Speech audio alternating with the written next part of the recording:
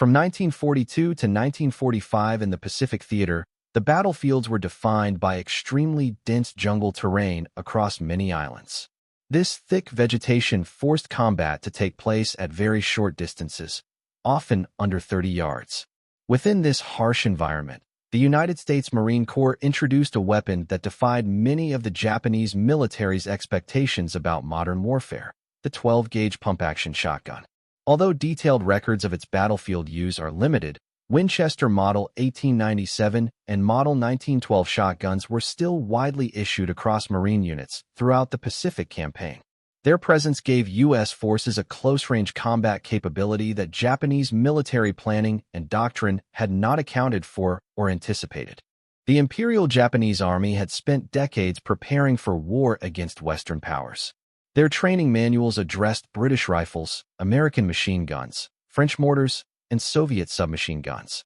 But shotguns, weapons they considered tools for hunting birds rather than implements of war, never appeared in their tactical considerations. This oversight would prove significant as American forces brought approximately 25,000 Model 97s and 60,000 to 80,000 Model 12s into military service during World War II. Japanese military doctrine in 1942 centered on spiritual power that would overcome material disadvantage. This philosophy wasn't merely propaganda, but a calculated response to industrial reality. Japan produced less steel in a year than America produced in a month. The Imperial Army's solution was to make each soldier superior in close combat, where spirit and training would prevail over mechanical warfare. The tactical expression of this doctrine was the night infiltration attack, followed by close-quarters combat with rifle and bayonet. Japanese infantry trained extensively in these tactics, which had proven successful against Chinese forces, British troops in Malaya, and American defenders in the Philippines. The standard engagement sequence was clear. Approach under cover of darkness, infiltrate enemy lines, then overwhelm defenders at close range, where Japanese superiority in hand-to-hand combat would prove decisive. American shotguns invalidated this entire tactical framework.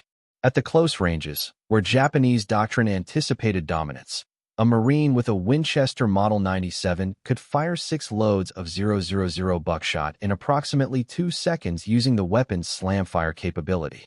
Each shell contained 9.33 caliber pellets, creating a spread pattern that made missing nearly impossible in dense jungle vegetation. The Winchester Model 1897, designed by John Browning and refined over 45 years of production, served as the primary Marine shotgun in the early Pacific campaigns. The military version featured a 20-inch barrel, perforated heat shield, and bayonet lug compatible with the M1917 sword bayonet. Most critically, the Model 97 lacked a trigger disconnector, allowing continuous fire by holding the trigger while operating the pump action. The Model 1912, developed by Winchester engineer T.C. Johnson, improved on Browning's design with an internal hammer mechanism that prevented accidental discharge. By 1943, the Model 12 had largely replaced the Model 97 in Marine units, though both weapons continued serving throughout the war. Military procurement records show steady production, though specific combat deployment numbers remain undocumented. The ammunition these weapons fired proved as important as the guns themselves.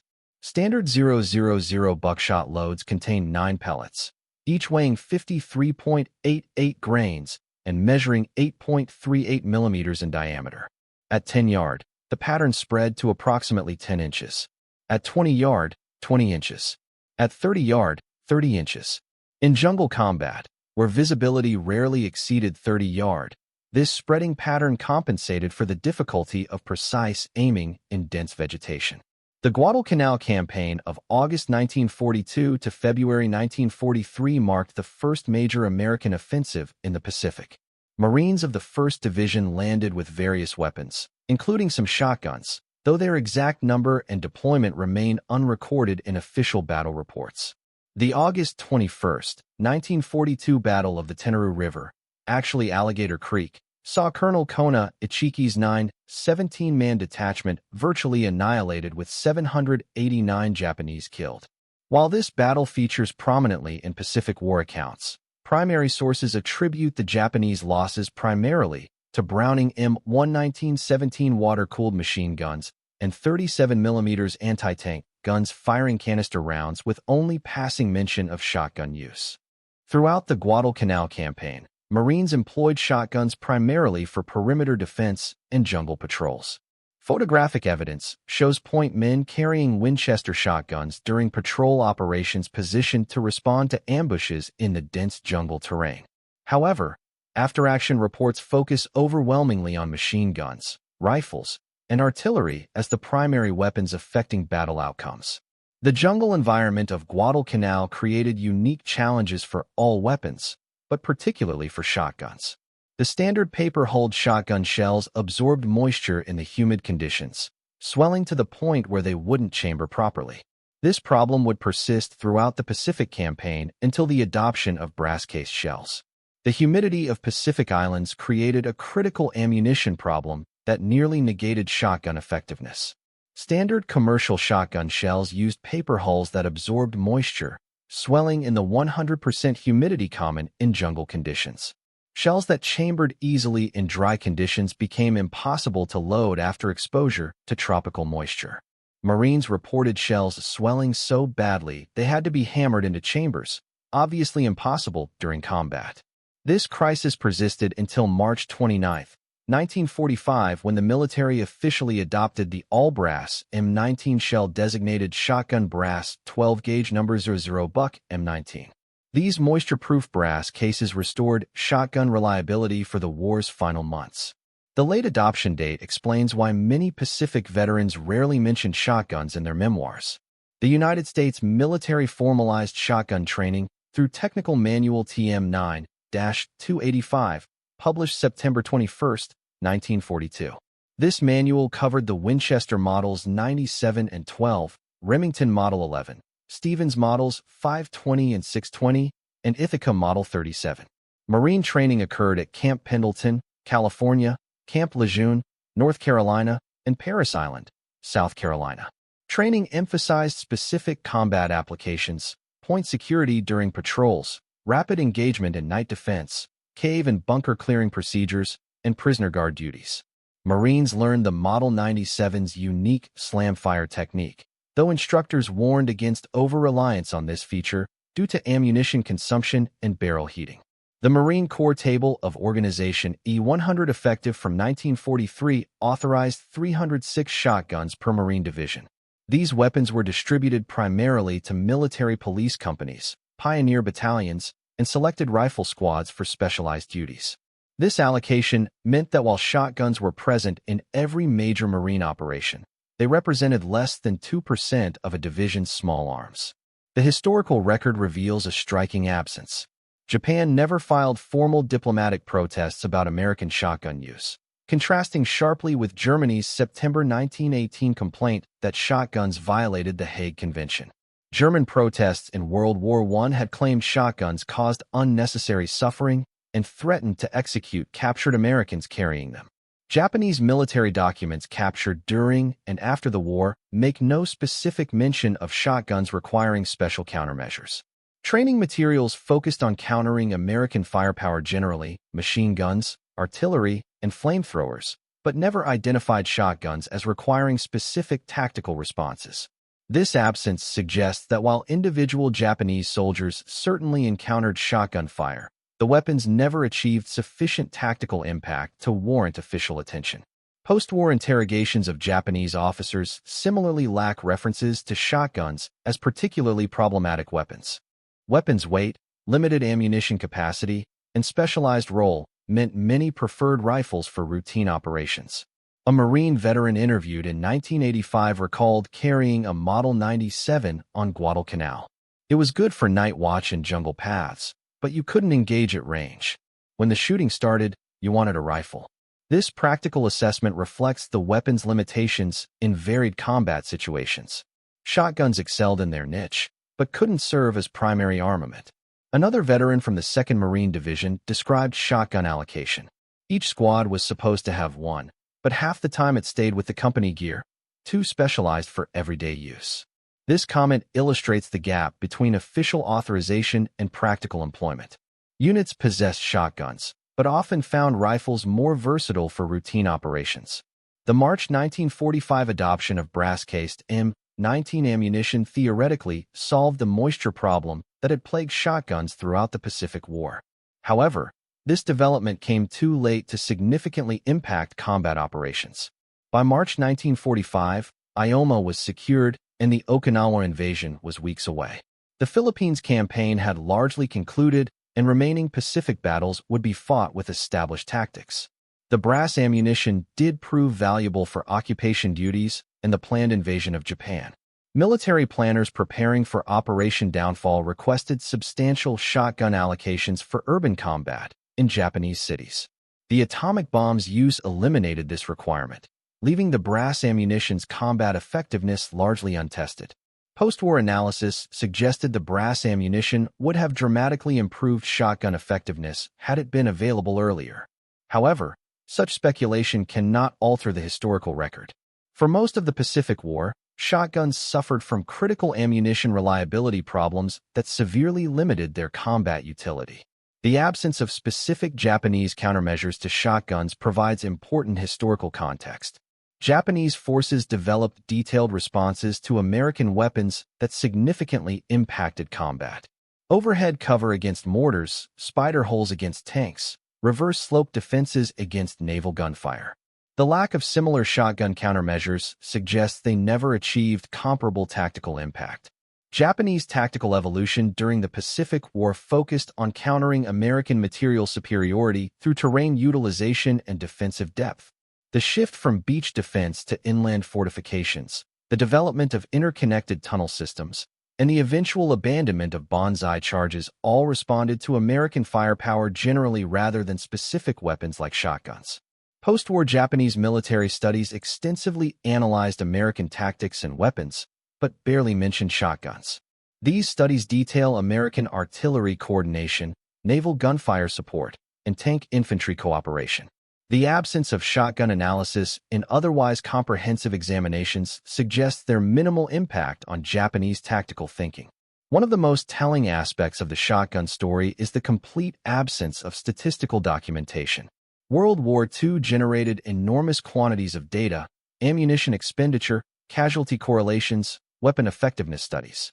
Yet no reliable statistics exist correlating shotgun employment with enemy casualties or tactical outcomes.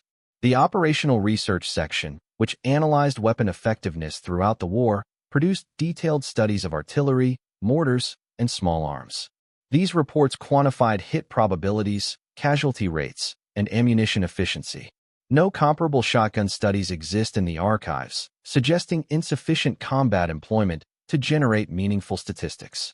Even informal estimates remain absent from the record. Veterans readily estimate rifle rounds fired, grenades thrown, or mortar shells expended. Similar shotgun statistics don't appear in memoirs or interviews.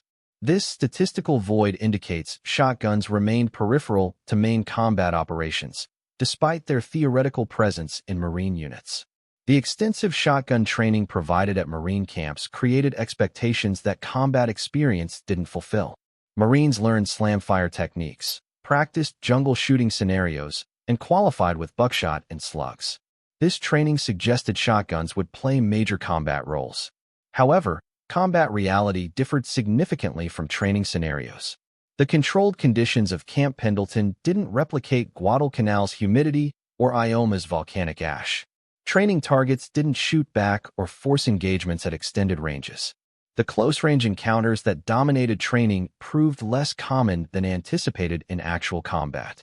This disconnect between training emphasis and combat employment parallels other World War II experiences. Bayonet training consumed extensive time despite minimal bayonet combat. Chemical warfare preparation proved unnecessary when gas attacks never materialized. Shotgun training similarly prepared Marines for combat scenarios that rarely developed as expected. The logistical challenges of shotgun ammunition supply further limited combat employment. Each 12-gauge shell weighed approximately twice as much as a rifle cartridge while taking up 3 times the space. A Marine could carry 80 rounds of rifle ammunition in the space and weight of 36 shotgun shells. Supply ships prioritized rifle ammunition, machine gun belts, and mortar shells over specialized shotgun loads. The limited cargo capacity of landing craft meant every ammunition case required justification. Shotgun shells serving specialized roles received lower priority than general-purpose ammunition. These logistical realities meant that even when shotguns were present, ammunition supplies remained limited. Veterans recall receiving 1 or 2 boxes of shells that had to last entire operations. This scarcity discouraged liberal use, further reducing shotguns' combat impact below their theoretical potential. Military planners anticipated shotguns would excel in urban combat, prompting requests for increased allocation before the Manila and Naha city battles. The confined spaces, short engagement ranges, and room-clearing requirements seemed ideal for shotgun employment. However, actual urban combat revealed unexpected limitations. Japanese defenders in Manila and Naha created kill zones that prevented close approach. Barricaded positions, interconnected fields of fire, and booby traps kept American forces at ranges exceeding effective shotgun distance. The devastating firepower that made shotguns theoretically ideal for urban combat proved irrelevant when Marines couldn't close to effective range. Where urban combat did occur at close quarters, veterans report using grenades, Thompson submachine guns, and flamethrowers rather than shotguns. These weapons offered comparable close-range effectiveness with greater versatility. The Thompson's 30-round magazine capacity far exceeded the shotgun's 6 rounds, proving crucial in sustained engagements. While shotguns left minimal documented impact on Japanese military thinking, they achieved disproportionate cultural significance in American military mythology. The image of a Marine with a trench gun clearing Japanese positions became iconic despite limited historical foundation. This cultural impact exceeds the weapon's actual combat contribution. The shotgun represented American pragmatism, using hunting weapons for military purposes, regardless of European military conventions. This narrative appealed to American self-perception as practical innovators unconstrained by traditional military thinking. The mythology served propaganda purposes, even if combat reality proved more complex. Japanese military culture focused on rifles, machine guns, and artillery as proper military weapons, never incorporated shotguns into their warfare conceptualization. This cultural blind spot supposedly left them unprepared, though the historical record suggests their lack of preparation stemmed from shotguns' limited actual employment rather than cultural oversight. The shotgun story illustrates the complex relationship between technology and military doctrine. The weapons themselves functioned as designed, devastating at close range with spreading patterns ideal for jungle combat. However, their successful employment required specific tactical conditions that rarely materialized in actual combat. Marine doctrine evolved throughout the Pacific War, but shotguns never achieved full integration into tactical systems. They remained supplementary weapons for specific situations rather than integral components of squad firepower. This doctrinal marginalization reflected practical combat experience rather than technological limitations. The contrast with successful weapon integration proves instructive. The bar became central to Marine squad tactics with detailed doctrine for its employment. The flamethrower revolutionized bunker clearing, generating extensive tactical development. Shotguns, despite their theoretical potential, never prompted similar doctrinal evolution. Military administrative records provide another perspective on shotgun employment. Requisitions, repair reports, and replacement requests document weapon usage patterns. Rifle and machine gun parts appear constantly in supply records, indicating heavy use. Shotgun parts requests remain notably rare, suggesting limited wear from combat employment. Armorer reports from Marine divisions show similar patterns. Rifles and machine guns required constant maintenance from combat use. Shotguns primarily needed cleaning from storage corrosion rather than firing wear. These maintenance patterns indicate that most shotguns spent more time in arms rooms than in combat. Ammunition requisitions tell the same story. Divisions requested millions of rifle rounds and hundreds of thousands of machine gun rounds for operations. Shotgun shell requests remain modest, often for training rather than combat consumption. These administrative records corroborate the limited combat employment suggested by veteran accounts. Other nations' experiences provide context for evaluating American shotgun employment. British and Australian forces in the Pacific possessed minimal shotguns, relying instead on rifles and submachine guns for jungle warfare. Their combat effectiveness without shotguns suggests the weapons weren't essential for Pacific combat success. Soviet forces fighting in varied terrain from urban Stalingrad to rural Kursk never adopted combat shotguns, despite massive small arms production. Chinese forces engaged in close-quarters combat throughout their war with Japan similarly didn't employ shotguns despite desperate need for effective weapons. This international perspective suggests shotguns represented one tactical option among many rather than an essential combat capability. Nations achieved similar combat outcomes through different weapon combinations, indicating shotguns' tactical impact remained marginal despite American production capacity. Post-war military analysis evaluated World War II weapons for future conflicts. The Army's Infantry Board conducted extensive studies determining which weapons merited continued development.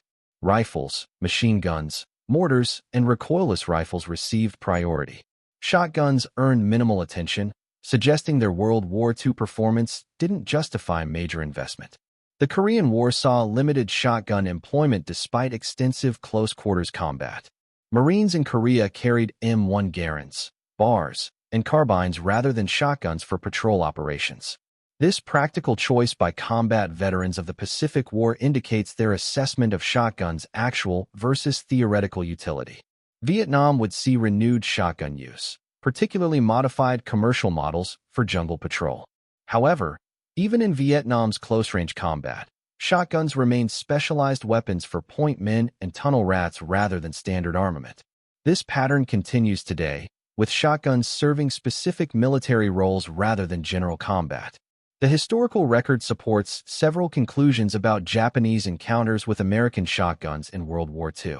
First, while shotguns were present in Marine units throughout the Pacific Campaign, their actual combat employment remained limited due to ammunition problems, tactical constraints, and doctrinal preferences. Second, Japanese forces never developed specific countermeasures to shotguns because they never achieved sufficient tactical impact to warrant special attention. Third, the disconnect between authorized shotgun numbers and documented combat employment reveals the gap between theoretical capability and practical utility. Fourth, the mythology surrounding Pacific War shotguns exceeds their documented historical impact. Popular culture has elevated shotguns to iconic status despite limited primary source evidence of their combat effectiveness. The weapons were present, authorized, and occasionally effective, but never achieved the tactical significance that would justify their prominent place in popular Pacific War narratives. Japanese infantry may never have expected 12-gauge American shotguns in the assault, but this surprise proved largely irrelevant to battle outcomes determined by superior American firepower, logistics, and combined arms tactics. The verified history tells a less dramatic but more accurate story. Shotguns served as specialized weapons for particular situations, handicapped by ammunition problems until too late in the war, employed primarily in secondary roles, and never achieving sufficient tactical impact to significantly influence Pacific War outcomes. This reality may lack the dramatic appeal of mythology, but it represents the historical truth that emerges from careful examination of primary sources, veteran accounts, and military records. In the end, the story of Japanese forces encountering American shotguns reveals as much about military myth-making as about actual combat. The weapons achieved cultural significance that exceeded their tactical impact, becoming symbols of American pragmatism and firepower despite limited documented combat effectiveness. The Japanese infantry, who never expected 12-gauge American shotguns in the assault, were right to be surprised by their presence, but wrong to fear their impact. The weapons that actually defeated Japanese forces in the Pacific, overwhelming industrial production, superior logistics, coordinated combined arms, and relentless naval power proved far more decisive than the occasional blast of buckshot in the jungle. The shotgun story, properly understood, illustrates not American tactical innovation through unexpected weapons, but rather the complex relationship between military capability, combat employment, and historical mythology in the Pacific War.